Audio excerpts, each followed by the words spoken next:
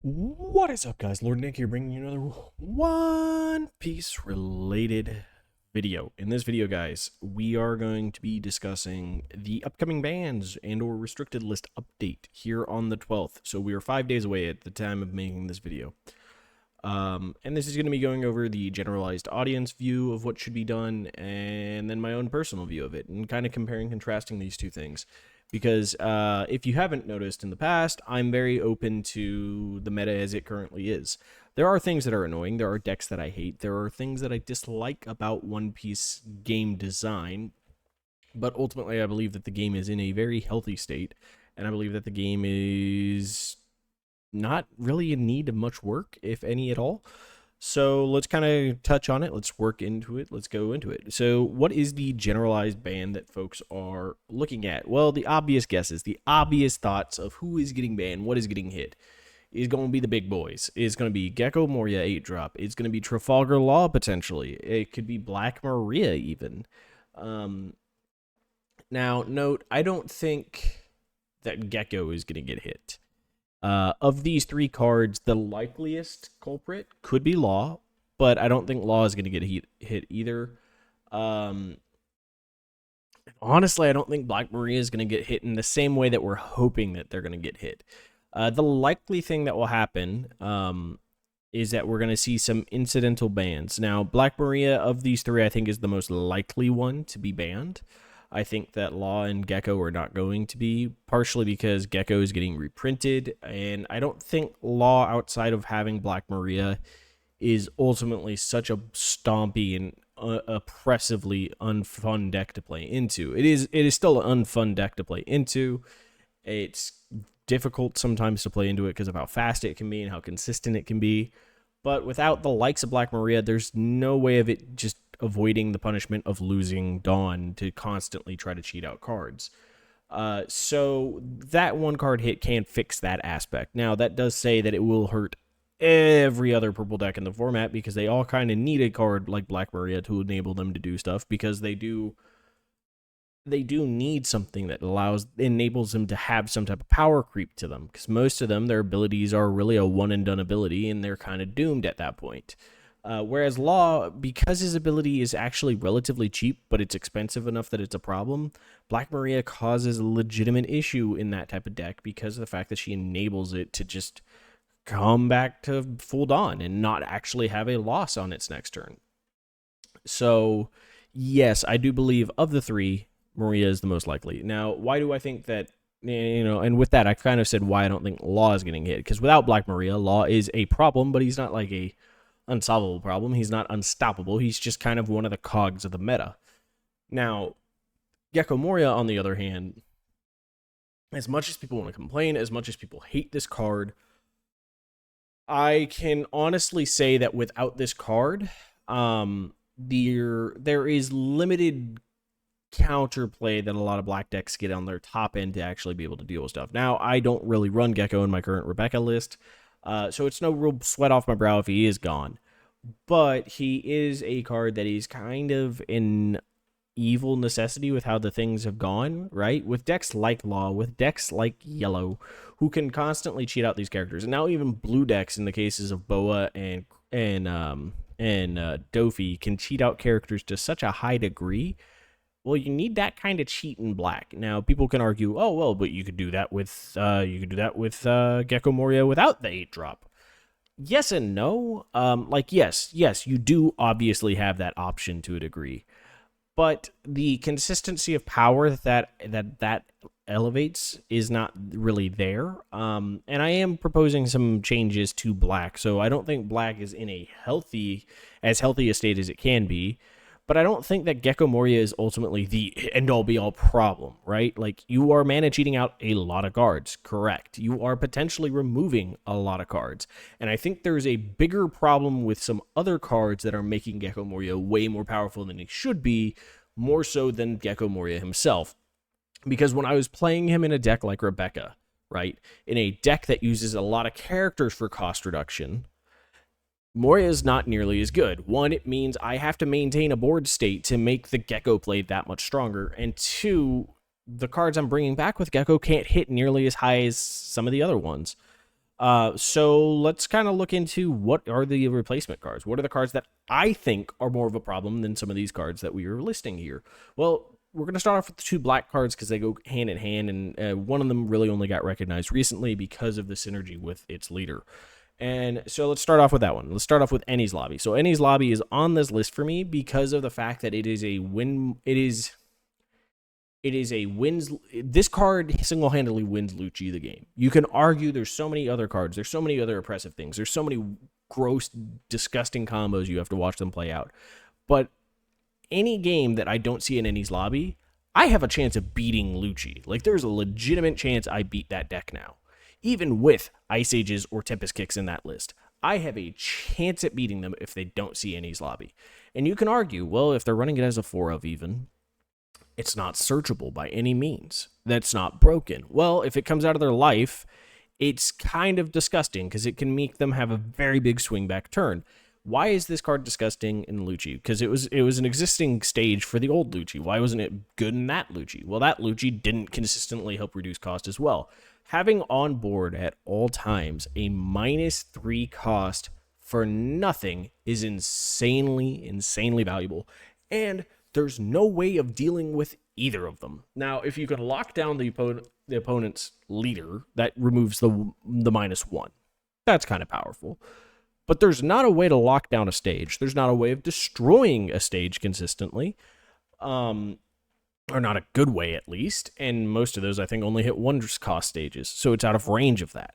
So, like, ultimately, it's a card that is just always there and is a static -2 to whatever character your opponent chooses, which just makes removal options that much better, right? Like, when you look at black removal, majority of them, 1 cost, 0 cost, maybe up to a 3 cost, and then the rare occasions of something like a Kuzan or a Sakazuki is a 5 cost. Those are kind of exceptions. You have Brook, who also gets a 4 cost, right? Like, but those are higher cost investment cards to get to those points. Whereas a card like a Lucci gets rid of a 2 and a 1 cost, which can be good into an aggro deck and is a good card to solving an aggro problem meta that we used to have with red. But now, with the inclusion of Eni's Lobby, that's a 4 cost and a 1 cost, or a 2 cost and a 3 cost. And then with Leader, it's a 4 cost and a 2 cost, or a 3 cost and a 3 cost. That is stupid consistent removal. And it's all enabled because of this. And I think it also just on the actual playing side of Lucci, because I have played a little bit of Lucci, it's not a fun card to have in the deck. Like, yes, it's great. It makes me win, and I'm happy when I see it, when I win. But when I don't see it, people used to be like, oh, if you don't see it, it's not that big a deal. If I don't see it, that is a massive swing in the tempo that I have in controlling that game, and it makes my game plan feel that much worse. In the same vein as Eni's Lobby, being that consistent, allowing you to deal with mid-game board states because it's just free production, you have something like Ice Age. And Ice Age is a problem because of the fact that it gives reduction of -5. And at such a low cost of 1 Dawn that it's not a high investment, and it actually combos very well with our problem card before, right? With Gecko Moria. So what happens if we get rid of, I have Ice Age here, but let's say we get rid of Ice Age, we get rid of Tempest Kick, and shoot, we even get rid of Patchwork, as much as I don't want Patchwork gone because it makes Rebecca so much better now that I've been playing with it. But let's say we get all 3 of the remaining 1-drop events gone. What does that do to black? Well, it makes black's removal much, much more situational because now you need to have characters on the board. You have to have things that your opponent can interact with. You have to have things that your opponent can actually counterplay to, that you might have to set up a turn beforehand and hope they don't interact with it. And guess what? It's harder for black decks to interact with it at that, but every other color now has a way of dealing with 4 costs, and most of the cost reducers are 4 cost. So guess what? It's going to be a lot harder for you to maintain and stick a board state with characters that are 4 costs and less that can actively reduce your opponent's stuff, which then makes it so that black has a lot more counterplay to it because we have a lot more ways of dealing with these cards. And so, yes, this will creep up the power of some of the other decks, but that would be tuning and retooling that we need to do. And to a degree, some of those decks need some tooling or redefining anyways. But if black is a premier color, we can't keep giving them such low options for reducing costs. Now, note, I think that KOing a 1 cost could be reduced down to a 1 or 2 costed card. But then if we make our Dawn investment, like, oh, to reduce the Dawn on something is like a 5 to reduce, a 5 to reduce 7, and you do some other effect, draw a card or something like that. That's a shitty card compared to the cards we have now. But I think it's much more balanced by inverting the rules of black like that. And it can also make it harder for cards like Rebecca to be insanely broken again, right? If we give our KOing cards the power to KO stuff, but at a lower cost, and they don't have like on swing do it again. Guess what? 4-drop Rebecca loses power because she can't get the card back. She just doesn't have that much power. Now, it does enable Gecko a little bit more. It keeps Gecko in that power state of, oh, okay, my 4 cost does a reduction. Or, I play a Hina and then I get a 1 cost that KOs a 2. Hell yeah. Let's go. Combo, baby. But you're not developing as strong of a board. It means that, yes, you might be able to do something like that, but your quote-unquote strong board there might just be like Rebecca into a tapped Hina into this like 1-drop Leo to kill a 5 cost, which was a play that I used to do in Rebecca. But it's like if you have the equivalent thereof of a Leo in other decks, which we already have in the CPs in, Yusuf or whatever. Like if we start seeing more of those type of cards, and then we see the cost reduction being on 4-drops and 3-drops and stuff like that, we might see a lot more balance to how the game actually works. It requires more cards. The cost still isn't all that expensive to do it, but the cost of cards is more expensive because now you need multiple cards to do these combos more consistently, more easily. Whereas right now, yes, you still only need 2 cards, but one of those cards just puts it into range of any card to KO it, essentially, like Ice Age, like Tempest Kick, like Ennie's Lobby. Right? So reducing the number of reducers that are on non-character bodies, I think, is a way to balance out black. Now, as for the other 2 cards here, right? Because I just kind of went on a long-winded rant there. I like playing a lot of black, so I know how to balance out the deck that I'm playing a lot of. And the things I've noticed in the other decks in the same color, these are the things that I think make it stand out as a stronger overall removal color, is the cheap cost of that. But why is Nami on this list, right? Like, a lot of people are going to be up in arms against this. Why would I hit Nami? Why would I ban Nami? Why would I remove this card out of the game? Well, she has a design flaw to her. The design flaw is that you want to mill out of your deck, which is not necessarily a design flaw. I used to play Magic the Gathering a ton. I love mill decks. But this character reminds me very, very heavily of another game's character in Flesh and Blood. There was a character called Chain. Now, they don't play the same, but they fundamentally have a very similar problem. They break a standing rule of the game that every other deck in the game has to follow. And they are the only ones that reap the benefit of this. And thus, because of that, anything that shares a type with them suffers the penalty of, okay, we have to balance it around this card, because if we don't, this card becomes a problem. This leader becomes a problem. Now, in Flesh and Blood, their leaders hit X many tournament points that they get rotated out. It's called Living Legend. So you get Living Legend out when a leader becomes too powerful and they get removed. I think that's a great option. I like it, and it makes them have to renew and make a new leader that does something similar, maybe in the same vein. But it enables you to use those cards, because all cards are leader locked to a degree, except generic cards. They're leader locked to types, which I think is great. I think that's an awesome design. I'm not saying One Piece needs to do that design, but at least with the leader concept, I think that wouldn't be a bad design per se. But the problem that Nami has is the fact that blue cards now cannot interact with trash whatsoever. We have a handful of cards in the past that are just like draw 2, trash 2. Or, hey, guess what? Like something like Miss All Sunday blocker, which could get back events from the trash.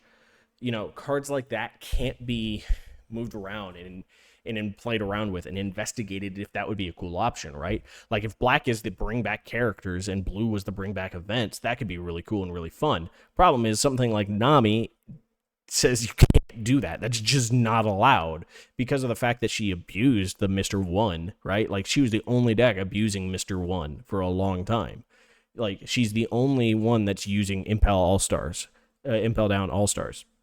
She's the only one that's abusing so many cards that are considered mediocre or bad. And a big part of it is that we can't print support for these cards to make them better, because if we make them any better at what they do, they just enable Nami to do better. And we can't even do a design philosophy of blue cards being a draw 2, trash 2, or draw 2, trash 1, or maybe draw 2, trash 4, or whatever, right? Like, you lose cards to play this card, but you get a little card selection type of thing, right? You can't do it. You just can't enable that type of stuff because Nami is just going to be like, oh, yeah, you say draw cards, we take that. Like, the deck. And then on top of that, when you go into the actual gameplay of the deck, when you're actually messing around with how you're playing the deck might be fun for those who are piloting it, because I've talked to a lot of people that pilot it, because I refuse to play it, because I've played self-mill to win strats in other games, and I think they're more fun and more interactive in other games, because in a lot of those, I either have to do some janky combo to one-turn KO myself, or I have to play characters or creatures in Magic in that case. Like, I have to play creatures that my opponents have chances to interact with. There's also like hand traps in the counter spells in Magic, so like there's way of interacting and stopping it there. Whereas here, there's no way of me interacting and stopping it from a Nami, really. There are some ways, right? Guion can help with that to a degree. There is a couple of cards that are like, oh yeah, they trash card from hand and put one from their trash back to the bottom of their deck. But it still ultimately means that I have to put in multiple tech cards into my deck to deal with one deck in particular, because it is just, and it doesn't do anything against other decks, right? Like, I like tech cards that have the option to do stuff against multiple decks, right? Pudding is a great example of a tech card because of the fact that she can be utilized to stop people from any color from just holding on and being greedy with a crap ton of cards in their hand. It's a punishment card, and I like that. And, that's why I don't have issue with Pudding. There might be a lot of people that are like, Pudding is broken, it's so toxic, why is it in the game? I don't think Pudding's broken. I think Pudding's fine. But with the case of Nami, I think that Nami is not necessarily a great card design on a leader. If you had a character with the effect of when your deck reaches 0, win the game, right? Like, it's very rare you're going to be able to play that character and then, like, just hope that it survives for a turn. You're going to have to try to combo the turn that you play it, which means that if you mess it up or you do the math wrong, like, it adds more elements to the deck, right? So, like, if we had a leader that was like Nami, but instead of doing damage, like, you swung at your opponent, if you would do damage, instead, your opponent draws a card and you mill the top 5 of your deck or some stuff like that, right? Like, you don't actually damage your opponent, but you're getting to mill yourself because, but it forces you to attack, and we force you to do that type of stuff, right? The initial design of what Nami should have been. But, the problem is that people realized it's events. And just like in the fact that the black cards are events that are problematic right now because they're cheap cost reducers, Nami is a problem because she has efficient ways of just saying, nope, I take no damage this turn and I get to mill like 5 cards this turn. So each turn you get to just say no to your opponent. And then when you get down low on cards and you're thinking to yourself, oh yeah, this is how I kill the Nami. Well, no, this isn't how you kill the Nami, because all those events in the deck trigger off the life. Or all those, events in the deck also say, oh, look, I have no cards in hand. Let me draw like 2 or 3 of those. Like, there are problems to the design of the card, and it limits the color that it is in from being designed into cool and unique ways. That I think that the leader should be retired in a way of not because, like, oh man, she's just so broken and stuff like that, but she gatekeeps so many cool options and avenues they can do with the color, more so, and the fact that she's just not fun to play into. Even if she was just a terrible leader and couldn't top a tournament, though, despite the fact that she's actually been doing so, it's just not a fun strategy to have to play into, because it fundamentally changes the rules of the game to, do you have enough to get over me saying no? Oh, you don't? I win the game. It's Counterspell Tribal, but in a more toxic way than I could ever imagine.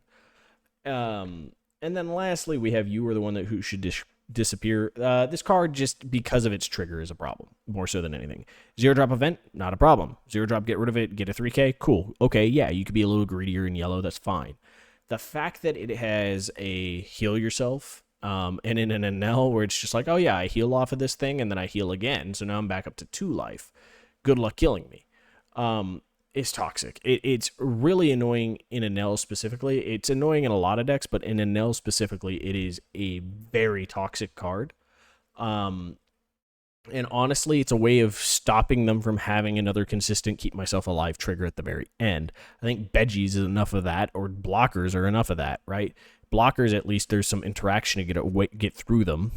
Veggie, There's, it doesn't do interaction, but it's a loss of a card, and you're not gaining a life off of it. It's just trigger, stop, and attack, try to keep myself alive for a turn. Whereas with this card, it can legitimately just be like, oh, nope, now I'm in a winning controlling position. Good luck. It is just because of its trigger, this card is a problem. I don't think I really have to go super deep into this card. But I just think that it is a problematic trigger, and it lessens the consistency of yellow. So this would be the card I hit over something like Veggie or any of the other kind of like stop no out of life traps. Because I don't mind the ones that are just like effects that are just like Veggie is annoying, right? And so is Onami potentially. But neither of them are just like, yeah, they just make one of the decks that's the best deck in one of the best decks in the format that much better. Because this one definitely does exactly that. So just I think it should be the kind of card to help kind of temper down yellow a little bit, especially if we go through with tempering down these other decks. You got to hit yellow some way. And I think this is one of the more fair ways of hitting it, because then also with it, if they if they don't have this card, guess what? All of those greedy top ends that they're building, it becomes a lot more punishing, because now you don't have a way of discarding them either. So it is a pretty big hit to yellow, and I think it would be a sufficient hit to temper yellow from being even more oppressive. And I know that this question is going to come up, right? This video is kind of getting long already, but I know this question is going to come up. What about erratas? Wouldn't erratas fixing it, right? Couldn't we just errata that Gecko or Black Maria or even 4-drop Rebecca is a card that often people are talking about are going to get hit, right? Like, shouldn't we just errata those and make them leader locked? Wouldn't that fix the problem? And the argument is maybe, right? Like, yes, they could fix the problem, but it's going to be hard to implement. Right? Like, this is a printed card game. If this is a digital assets only card game, yeah, that's a solid solution to fixing the problems. But you're adding in a logistics nightmare by erratating paper cards, because now anybody that pulls anything from the older sets or even the new sets that are going to be reprinting some of these cards, well, they're going to be, your SOL if you don't understand that there's an errata, and then you go to play it in one way and you get, judge called for misplaying the card. It's just a nightmare. That's a headache for store owners, for players, for the Bandai. It's just a headache. So, like, as much as I was like, yeah, erratas fix things. Well, yeah, I was looking at that through the lens of something like a Hearthstone or Marvel Snap or something like that, where it's a digital asset and you could just fix it on the fly. And now, hey, it's easy to understand because every copy of the card's fixed. You can't do that in this game, so that's a problem. But also, it can cause more issues. So for those that don't understand how card game design works, or game design in general works, let me kind of just break this down for you. And I'm not saying this in a condescending, like, aha, you're an idiot for not knowing this. But, like, I, at one point, was looking into getting into game design, mainly for like, RPG games. But I also looked into card games because I've played so many of them throughout my life. I've seen a lot of goods, bads, and uglies. I thought I'd have a valuable bit of breadth of knowledge for something like that. And so when you're looking into it, though, most of these card games out there have a design window of a bare minimum 2 years prior to release is when the design window begins for a new set, and it usually closes at latest a year before the set comes out. Now, there might be some tweaks and changes if they have a large group of playtesters they can bring in from the professional level of players, right? Magic does this all the time, and there's still cards that get through the crack, and nowadays, because they're just spewing out so many sets at a time, they're in a situation where they can't keep up with it. But in the case of One Piece, this is going into its second year in the West, right? I think it might be year 2, or, it's only a couple months ahead in the East, right? So, like, we're going into year 2. And it's, they haven't had time to build that up. They don't have that type of tooling or repertoire with those pro players specifically. Yes, they could carry over some from their Digimon game or from their DBZ games or anything like that, but that hasn't happened yet. They haven't gotten to get those playtest groups together as much, and so it's internally through the company. On top of that, when you're designing stuff 2 years out, you're looking at it mainly through the lens of the set before it, the set that it's coming out in, and the set after it. If the cards interact with those cards in a way that doesn't just fundamentally destroy the game, but they add new and flavorful, meaningful changes to make the game fun and have to be evolved, then you've designed a relatively decent card. Why are we not looking at all sets? Well, even just looking past the set before and the set after, two sets ahead and two sets behind becomes harder. That your each actual full set that you're looking at doubles the amount of cards that you have to look at and compare to. Maybe it doesn't do that for each of the colors every time, because sometimes the colors are imbalanced in color and number, but it still makes it a much harder thing. And from a deck design, or from a card design standpoint, you want them to make functional, useful, good cards, and you have to worry about power creeping you have to power creep to a degree, because you have to make things new and interesting and add more mechanics to the game. Because if you keep it the exact same mechanics with just different card arts and stuff like that, eventually you end up with one deck that's running 12 Gordons in it. Looking at you, Bandai, for creating the third one. But we're looking at it through that lens, right? We're kind of looking at it like, okay, at some point the deck becomes easy to tech, because it's just I run all of the best cards, which happen to all just be reskins of the same card. You can't do that, so you have to push the boundaries. So that's why we end up with the Gecko Moria, the 10-drop moms. Mind you, guys, everybody's talking about Gecko Moria right now like he is the end-all, be-all problematic thing that will end the universe. 10-drop mom was that. Where is 10-drop mom now? Well, it's played in Katakuri. Who plays Katakuri? Not very many people now. Well, he's coming back because he's getting support. Yeah, he's getting support, so he's coming back. Is he as oppressive as Enel? Probably not. He could be. And, there are problems in and of that of itself. Do I think 10-drop mom is still a problematic card? Yeah, I think it's a problematic card. But ultimately, it's not so problematic that it stays so meta-relevant that it has to be a problematic card. Ninebeard used to be a meta-relevant, meta-defining, problematic top-end card. Well, the game caught up to it, and now it is a good top-end card still, but it is not like oh man, this is so busted, the game is over. Just isn't. The game evolves. And so at some point, the game will evolve to the point that Gecko Moria is not that problem. So if we do these erratas, we do these changes, then the stuff that they've already put into place a year ago to start trying to answer this problem, right? Like Gecko came out 6 months ago. So the set that will fix the problem of Gecko Moria may not be here until the end of next year, if we're lucky, if that's how fast I don't know their card design, but, say on the fastest end, we're looking at the end of next year. That's 18 months out from when the problem first arose.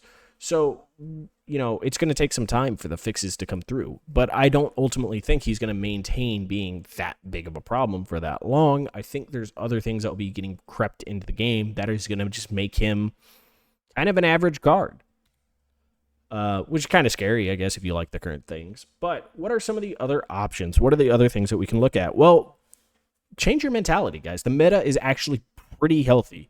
We just saw, if you haven't watched it, Eggman released a video recently that showcased a top cut, and all top 8 decks was a completely different deck.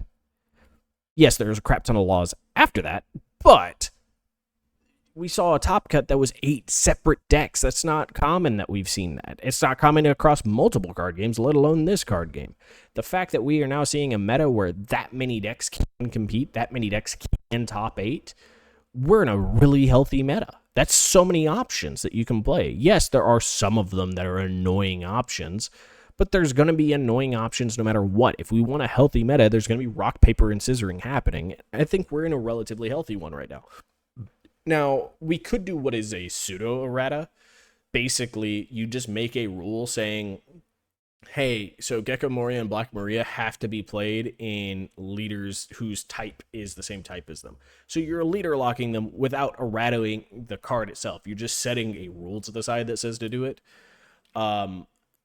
That's not necessarily as problematic, right? Like then having to change the card text itself by just adding a rule that just says, hey, this card can only be played in these decks after the fact, right? Like that's an easy errata. It's just when people are like, oh, you should just put it into the card text, change the card text to say it has to be that leader.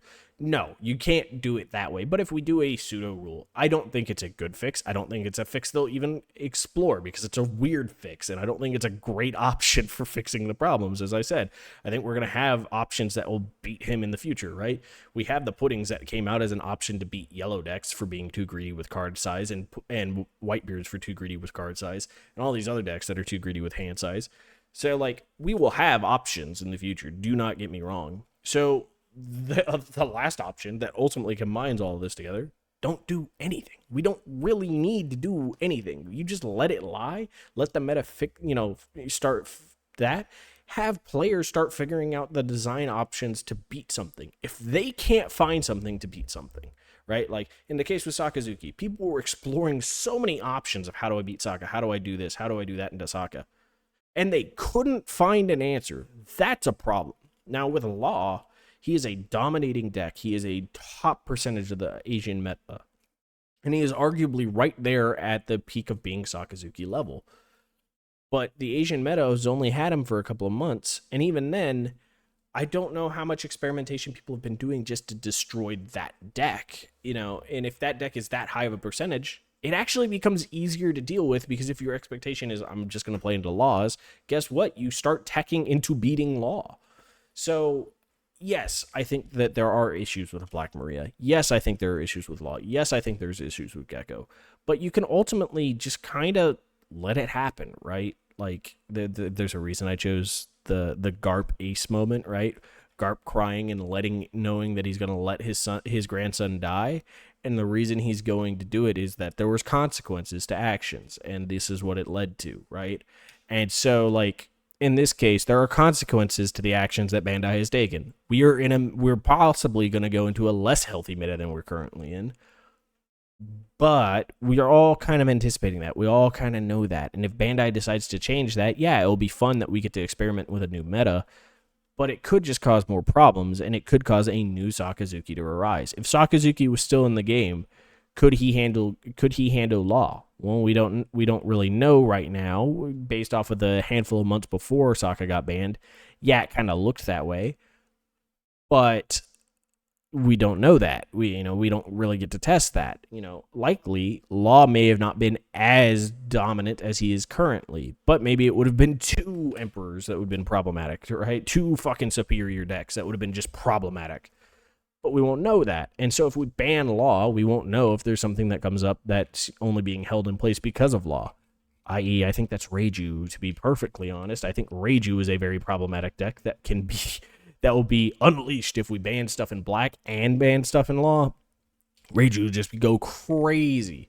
But that's, until we get there. I don't think doing something super drastic is necessary. I think some small tweaks might be needed. And I think the most drastic thing you do is you remove these efficient removals, reducers in Black. You get rid of the consistency of keeping yourself alive in yellow, and you reduce the card that's limiting deck design in blue. Ultimately, these are my changes. These is how I think things should be done. Let me know how you guys feel about it. Maybe you have your own special changes. Maybe you think I'm an idiot, and maybe you think there's something you agree with, or maybe there's something you think is just totally preposterous and needs to be answered. Leave it all down in the comments below. And if you like this video, hit the like button. And if you're not already, please subscribe. It helps me out a ton knowing that, and it makes me feel good seeing that number go up. So until the next time, guys, I hope you have a wonderful, wonderful day. Bye, guys.